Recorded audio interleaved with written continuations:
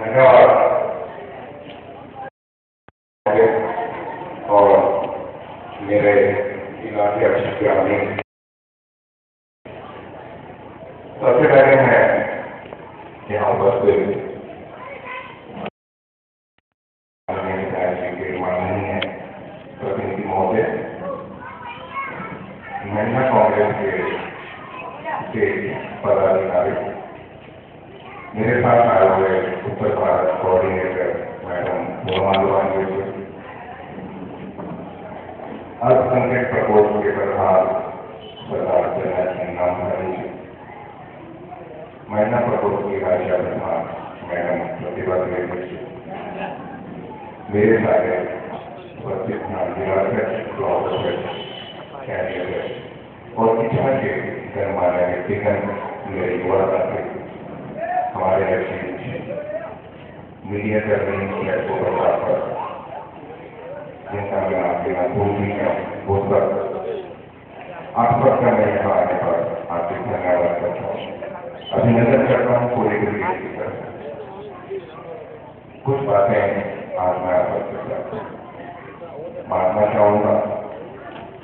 जैसा कि अभी हमारे माननीय अतिथि प्रतिनिधि ने कहा, वो बात काफी हद तक सच है। इस इलाके से हम बहुत कम मतों के अंदर से जीते हैं, शायद इसका नतीजा भी हमें पता और कारण भी नहीं पता। एक जुटता की कमी हमारे संगठन के अंदर दिन प्रतिदिन हम महसूस करते हैं। हम मंच पर जनसभाओं में इस चीज का जिक्र भी करते हैं, लेकिन उस कमी को हम दूर करने की कोशिश नहीं करते हैं। हमारे नेताओं में और मेरे युवा साथी जो बैठे आपस में तो चुप करें, हमारे नेताओं में और हमारे कार्यकर्ताओं में बहुत ज्यादा दूरी बनती जा रही है। ये एक बहुत बड़ा कारण है हमारे संगठन को लेके जाने का। दूसरा मुख्य कारण है हमारा एफिशिएंसी। आज की युवाओं में मैं समझता हूं कि अनुशासन इतना कम होता जा रहा है, उसी अनुशासन की कमी की वजह से शायद हमें अपनी उम्मीद से भी कम सीटों से सपोर्ट करना है, क्योंकि किसी भी संगठन के लिए, किसी भी मंजिल को पाने के लिए आप सब समझते हैं कि 3 वीक होगी, लेकिन मैं ये समझता हूँ कि 3 वीक हमारे संगठन के लिए, किसी डिपार्टमेंट के लिए, कार्यकर्ता के लिए डिटर्मिनेशन, डेडिकेशन और डिसिप्लिन, दृढ़ निश्चय, अनुशासन और एक हौसला, हमारे अंदर इन 3 चीजों का होना बहुत जरूरी है। लेकिन ये तीनों ही चीजें आज हमारे व्यक्तिगत जीवन से नदारद होते हैं। कोई भी युवा आज छोटी सी बात से एकदम से लड़ाई और मारक उड़ाई के लिए उतारू हो जाता है। अगर किसी दूसरी पार्टी के कार्यकर्ता ने कुछ कह दिया तो शायद हम एकदम से उतावले होकर के लड़ाई झगड़ा करना शुरू कर देंगे, और अगर हुआ हमारे हाथ में वो हथियार थे तो हथियार को चलाने के लिए कुछ नहीं करते। ये हमारी अनुशासनहीनता का नमूना है। उसके लिए मैं समझता हूँ कि हम खुद जिम्मेवार हैं कि हम अपने कार्यकर्ताओं को, अपने युवा साथियों को शायद वो संस्कार नहीं दे पाते हैं जो हमें संस्कार उनको देने चाहिए कि आज अगर ये तो हमें सुनने को मिलता है, शायद नहीं। मैं समझता हूँ कि हम अपनी जरूरत को पूरा नहीं करते हैं, और अगर हर इंसान, हर एक बड़ा नेता अपनी जिम्मेवारी से भागना ना चाहे और अपनी जवाबदेही सुनिश्चित करे तो कांग्रेस फिर उसी पुराने रूप में खड़ी हो जाएगी। लेकिन ये हमारी अपनी कमियां है कि हम पार्टी को, अपने समाज को, अपने राष्ट्र को हम देना नहीं चाहते, अगर आप 6 महीने साल 2 साल किसी ने काम किया है पार्टी के लिए, तो वो बहुत उम्मीद लगाता है कि मैं सीधा चेयरमैन बन जाऊँ, मुझे एमपी की टिकट मिले, मुझे कोई ना कुछ फर्क मिले। लेकिन मैं ये समझता हूँ कि हमें अपनी पार्टी को 100% देना होगा। 100% अगर हम देंगे किसी भी नतीजे को पाने के लिए, तो दुनिया की कोई भी ताकत हमें उस मुकाम तक पहुँचने से नहीं रोक सकती है। उस मुकाम के हम सरकार हैं, क्योंकि ये खुला आसमान और खुला जमीन का हिस्सा है। टिकटों की एक आदमी को मिली है, लेकिन उसके दारोदार मंत्री भी हो सकते हैं। लेकिन उस चीज पर निर्भर करता है कि हम पब्लिक से, आम जनता से कितने खुले हुए हैं। कोई भी पार्टी अगर वो सत्ता में आती है तो हम सत्ता का दुरुपयोग करना शुरू करते हैं। हमारे मन में एक भावना होती है कि हम राजा हैं, लेकिन आज ये पुराने के बारे में कई ऐसे राजाओं में हैं जो आपको भी बदल कर अपने प्रजा का खाजा जानने के लिए सड़कों पर आया करते हैं। वही मैं उम्मीद करता हूँ आप सबसे, आप युवाओं से, कि आज आप लोग बताने बैठे हैं, आप भी अपने जनता का, अपने प्रजा का, उनके सुख दुख का आप कभी जाकर पूछिए में अपने पदाधिकारियों से, अपने कार्यकर्ताओं से। ये कहूँगा कि वो किसके पास जाकर के वो पूछना पसंद करते हैं, क्योंकि अभी हमारे प्रतिनिधि मोदी ने कहा है कि 2014 मिशन समझो। लेकिन अगर यही हाल रहा, हमारी एक शिक्षा में कमी रही, तो निश्चित से हमें आज से 3 गुना ज्यादा मेहनत करनी पड़ेगी उस मंजिल को प्राप्त करने के लिए। ये हमारी अपनी कमजोरी है। मेरे युवा साथी ने अभी शिकायत भी नहीं थी, तो मुझे डिमांड रखी थी कि मनमोहन सिंह जी, सोनिया जी, कोई भी बड़े नेता बिल्कुल तो आते हैं, शिक्षा में नहीं आते। तो मैं ये कहना चाहूंगा कि ऐसा नहीं है कि शिक्षा के प्रति उनके मन में कोई दुर्भावना है, वो नहीं आना चाहते। उन लोगों की अपनी मजबूरियां हैं, समय अभाव के कारण हो सकता है कि इस तरह का कोई प्रोग्राम अभी तक ना कर पाया हो। लेकिन उस पर से आपको मायूस होने की जरूरत नहीं है।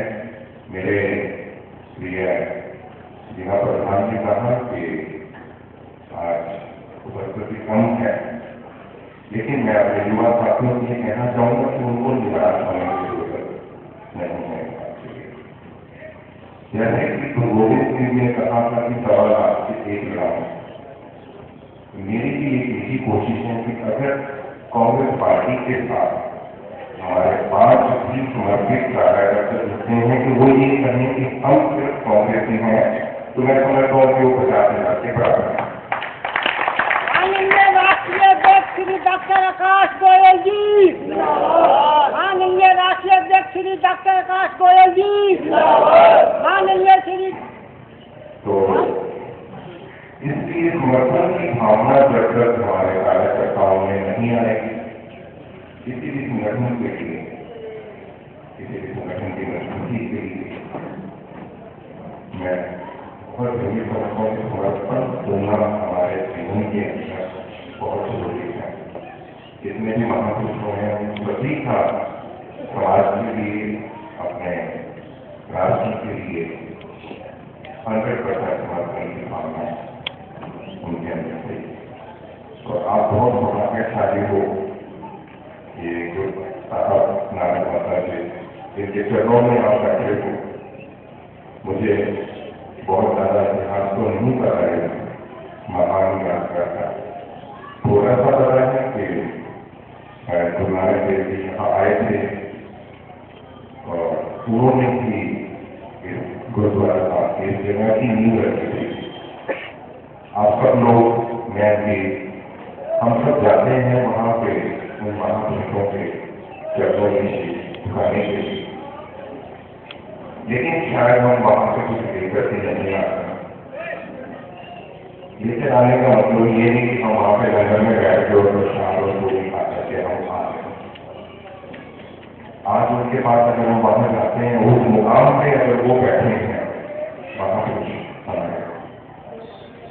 उस मंदिर तक पहुंचने के लिए उन्होंने क्या कुछ नहीं कहा और क्या कुछ नहीं देखा,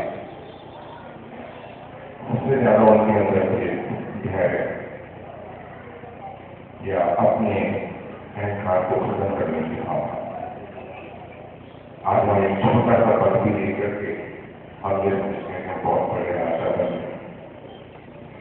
एक बार की बात है, गुरु नानक देव जी वो लालची पे निकले हुए एक शहर में पहुंचे, वहां आए मसाला था। तो वहां के जो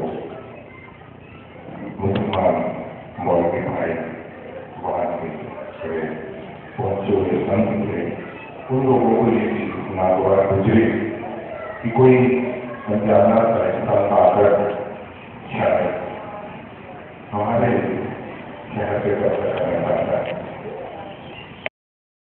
कोरोना के तहत धूप पे पड़ा हुआ है। गुरु नानक देव जी के पास में आपने धूप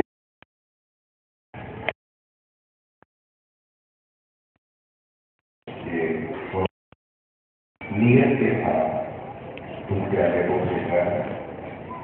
उन्होंने उसी वक्त उस प्यारे में डाला और एक गुलाब की पंखड़ी उस दूध के ऊपर रख करके वापस भेज दिया।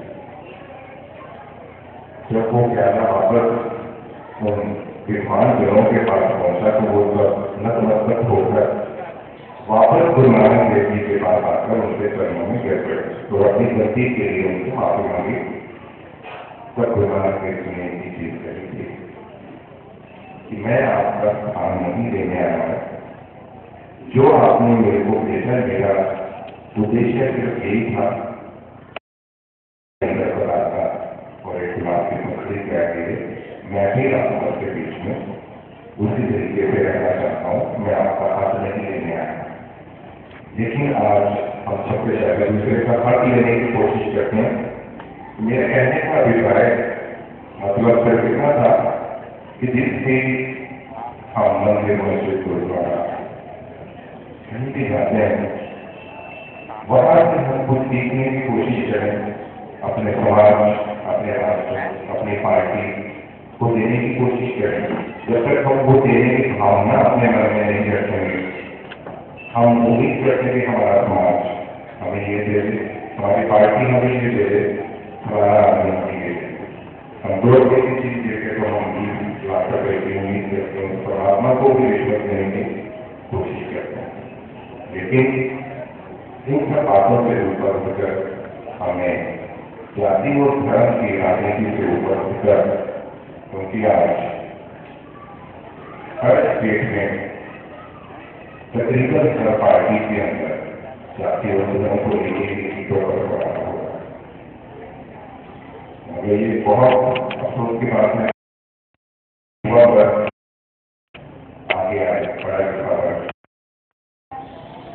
लेकिन आज मेहनत से सुधार करके आगे नहीं आना चाहता, क्योंकि धूप में